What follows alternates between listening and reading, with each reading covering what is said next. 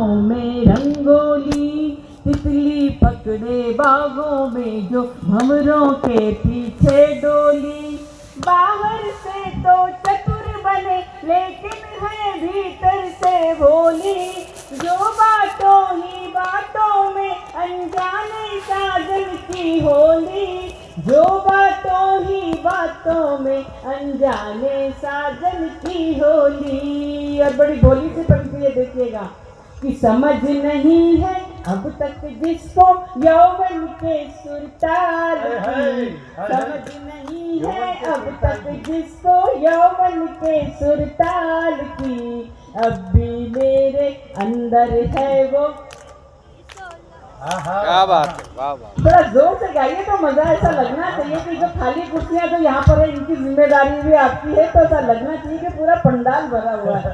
अब भी मेरे अंदर है वो लड़की 16 साल की। और गीत का अंतिम बन पढ़ती हूँ। लड़कियों का स्वभाव सागर की लहरों की तरह होता है, उठता गिरता संभलता सा। तब ये बन पढ़ती हूँ, देखिएगा कि जिसमें थोड़ा तीखापन है और थोड़ा सा भोलापन, आधा बचपन झलके जिसमें और छलके आधा यौवन, जिसके रूप के आगे झुक जाती है शाहों की गर्दन, जिसने खुद को तक तक तोड़ दिए घर के सारे दर्पण, जिसने खुद को तक तक तोड़ दिए घर के सारे दर्पण।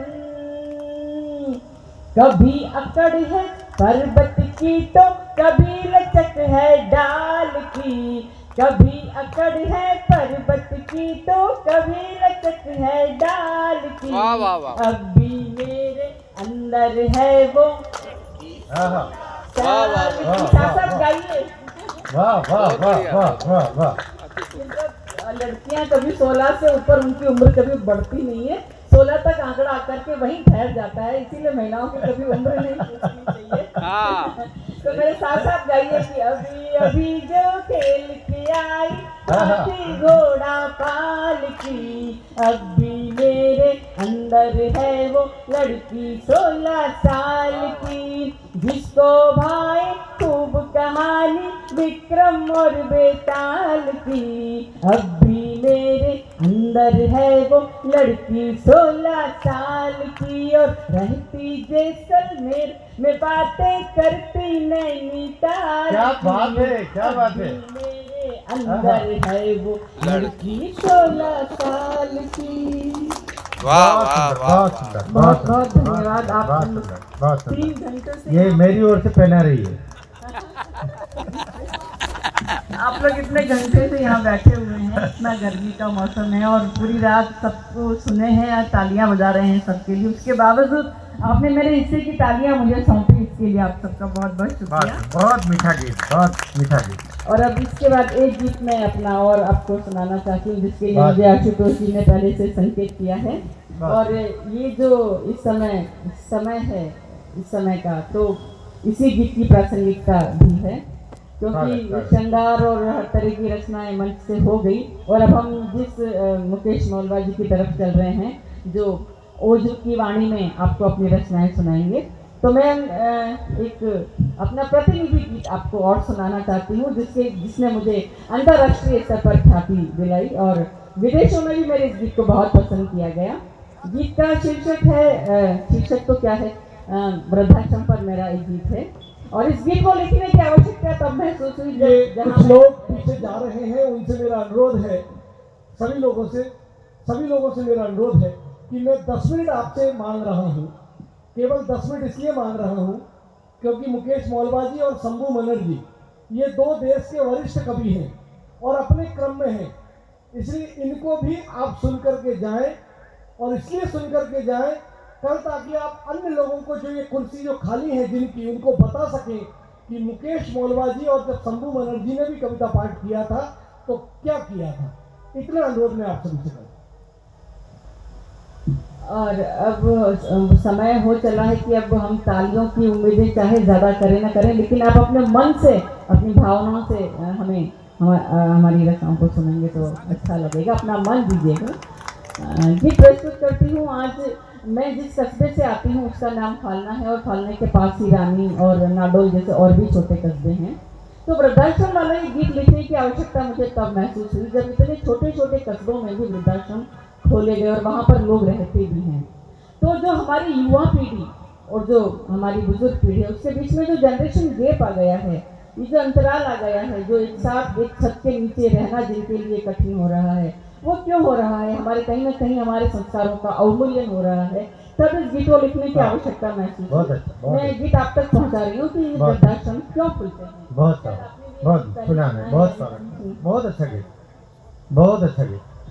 सुनिएगा कि जब फूलों में हो जाता है आहा, डाली के प्रति आदर कम, जब फूलों में क्या हो लाइन है यार, जाता क्या लाइन है, पहली लाइन। डाली के प्रति आदर कम, तब खुलते हैं गांव गली और नगर नगर में वृद्धाश्रम। आहा। गुलशन की आंखों में खटके जब जब पतझड़ के मौसम, तब खुलते हैं गांव गली और नगर नगर में वृद्धाश्रम।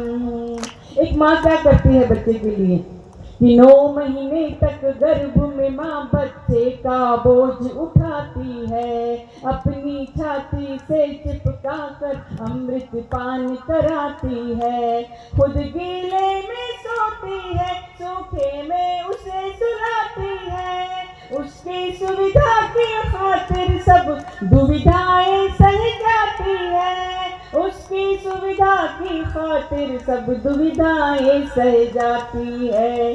पर बेटे जब बूढ़ी माँ संग चल ना पाए 4 कदम, हाय। अक्षर के आदेशों को जब करती अस्वीकार कलम, तब खुलते हैं गाँव गली और नगर नगर में वृद्धाश्रम। वाह, वाह। तब खुलते हैं गाँव गली और नगर नगर में वृद्धाश्रम।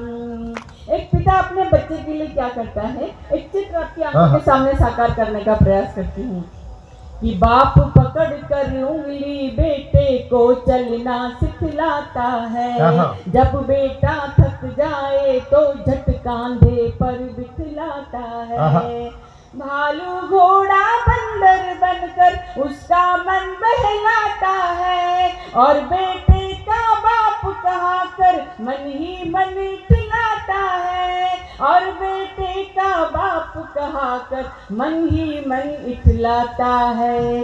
वही बाप जब बूढ़ापे में लगता नाकारा बेदम, आधुनिकता ढक देती है जब आंखों की लाज शर्म, तब खुलते हैं गांव गली और नगर नगर में वृद्धाश्रम, तब खुलते हैं गांव गली और नगर नगर में वृद्धाश्रम।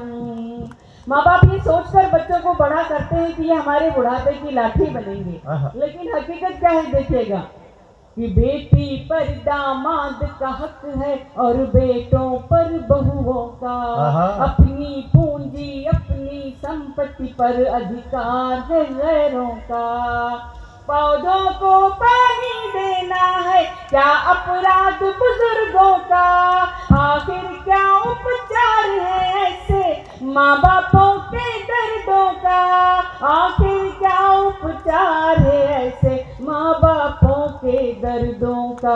और पंक्तियां देखिएगा कि पत्थर को पिघला ना पाए जब 2 जोड़ी आंखें नम, आशीर्वादों की धरती पर जब लेते हैं श्राप जन्म, तब खुलते हैं गांव गली नगर नगर में वृद्धाश्रम, तब खुलते हैं गांव गली नगर नगर में वृद्धाश्रम, जिसकी खातिर माँ ने मंदिर मंदिर मन्नत मांगी थी, जिसको गोदी में लेकर वो रात रात भर जागी थी, पढ़ा लिखा कर पिता ने जिससे कुछ आशाएं बांधी थी, जिस पर अंध भरोसा करके हाथ की लकड़ी त्यागी थी, जिस पर अंध भरोसा करके हाथ की लकड़ी त्यागी थी।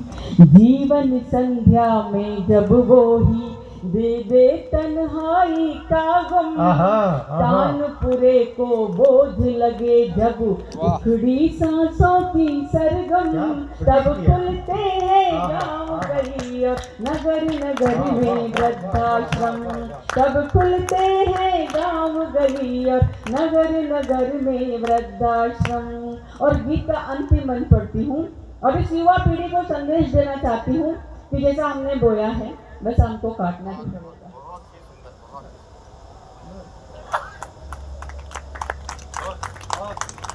तो साहब जैसा हमने बोया है वैसा हमको काटना ही पड़ेगा। जैसा हमने हमारे माँ बाप के साथ किया है वैसा कभी न कभी हमारे साथ भी हो सकता है। तभी अंतिम बल पढ़कर संदेश देकर कविता किरण आपके सार्थक हो गया, कवि सम्मेलन सार्थक हो गया। वाह वाह। कि यौवन के मद में जो भी माँ बाप के मन को दुखाएंगे, वो खुद भी अपनी संतानों से ठुकराए जाएंगे। अलग पेड़ से होकर दम्भी फूल सभी मुरझाएंगे, एक दिन आएगा वो अपनी करनी पर पछताएंगे, एक दिन आएगा वो अपनी करनी पर पछताएंगे। और पंक्तियां देखिएगा कि सूरज को पी जाने को जब आतुर हो जाता है तम, तिनके को जब हो जाता है ताकतवर होने का भ्रम, तब खुलते हैं गांव गली और नगर नगर में वृद्धाश्रम, जब फूलों में हो जाता है डाली के प्रति आदर कम, गुलशन की आंखों में खटके जब जब पतझड़ के मौसम, तब खुलते हैं गांव गली और नगर नगर में वृद्धाश्रम, तब खुलते हैं गांव गली और नगर में वृद्धाश्रम।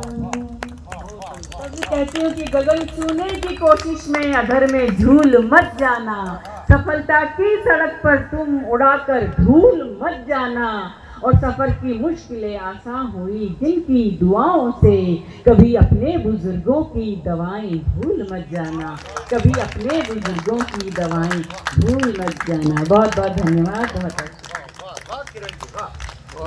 पूरा कवि सम्मेलन जिस सार्थक सीढ़ी तक पहुंचा है, जिस सोपान तक पहुंचा है, सचमुच ऐसे कवि सम्मेलन जीवन को भी ऊर्जा देते हैं, शहर को तो ऊर्जा देते देते हैं। भाई आशुतोष जी शर्मा ने बहुत प्रयास किया होगा, कितने दिन से लगे होंगे, कहाँ से पहुँचे होंगे, कितनी दफे मनाया होगा। हर कवि के लिए वे एक सदस्य की तरह लगातार लगे रहे होंगे, परिवार के सदस्य की तरह। एक बार मेरे आशु भाई के लिए जरा तालियां बजा दीजिएगा। अभी तक जो कवि सम्मेलन हुआ है उसके लिए मैं आपसे वो 10 सेकंड तक तालियां मांगता हूँ, केवल 10 सेकंड तक। अभी तक जो कवि सम्मेलन हुआ है ये परंपरा अनवरत रहे, आशु भाई के प्रयास निरंतर रहे, यहाँ की समिति के प्रयास निरंतर होते रहे, और ये